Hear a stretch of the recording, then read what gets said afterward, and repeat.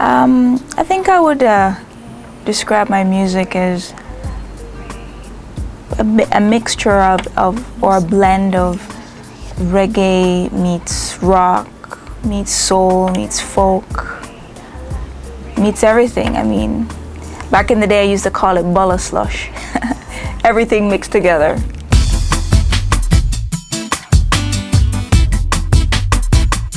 My musical influences, I would say first and foremost is Bob Marley. At the age of 19 is when I truly discovered Bob. Whether it was percussion, whether it was harmony, whether it was lyrics, whether it was just the bubble of the bass line. Joni Mitchell, definitely. I love the folk, the songwriting, the harmony as well. India Ari, the inspiration and the spirituality. Love that. Definitely, I like Alicia Keys most recently. So there's a range of artists that I really feel inspired by. If I had an opportunity to tour with an artist, I would say living Alicia Keys. I think because I'm a guitar player, songwriter and performer, I think we would do well maybe on a female tour or something like that.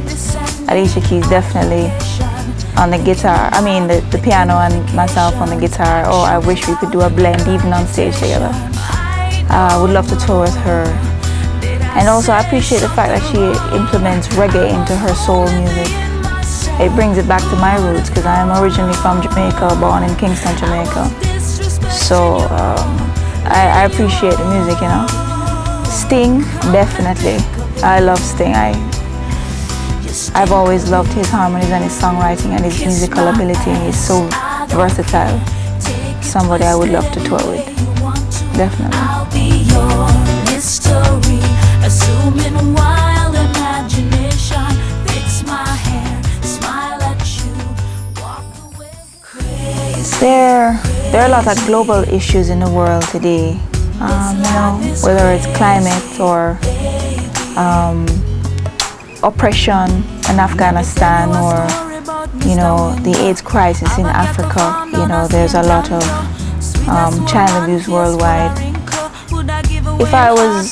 If I had the opportunity to really strongly be a part of that, because the AIDS crisis is huge in the world and we need to really attend to it and pay attention to it.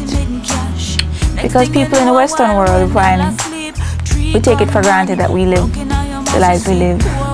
I definitely would want to be a part of supporting children and women in Afghanistan and Africa and in any part of the world where they are oppressed. I would like to demolish oppression of any form of holding back of the women and the children. There's so much to be done on this earth, and sometimes you wonder if there's really enough time, and the reality is there. You have to find what your purpose is in this world and choose what it is that you need to do in order to make a positive world. I'm just reveling in the moment once again. Inspiration to write comes in many different ways. It starts from, I would say the true inspiration starts from within.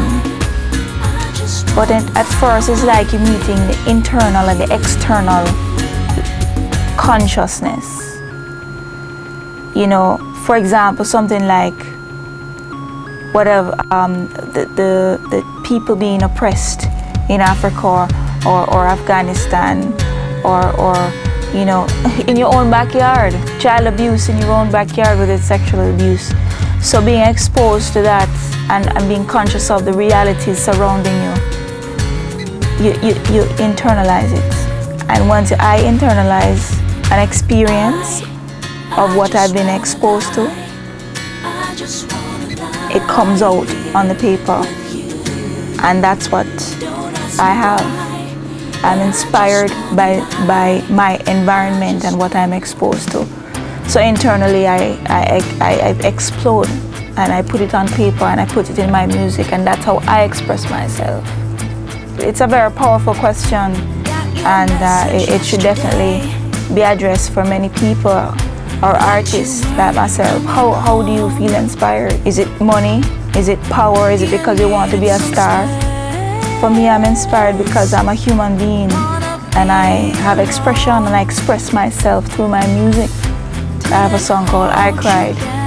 You know, I Cried was based off a true story. It was a relationship that lasted for 7.5 years, and one day we just decided not working.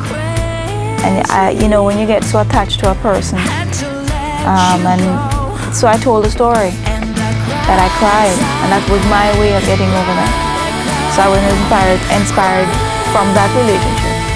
Then I was inspired when my song Get Out, another relationship. I had enough. The person took advantage, and I said, get out. And sometimes in our lives we have to do that. We have to really say, enough is enough, and we need to cross the bridge and move on and let go.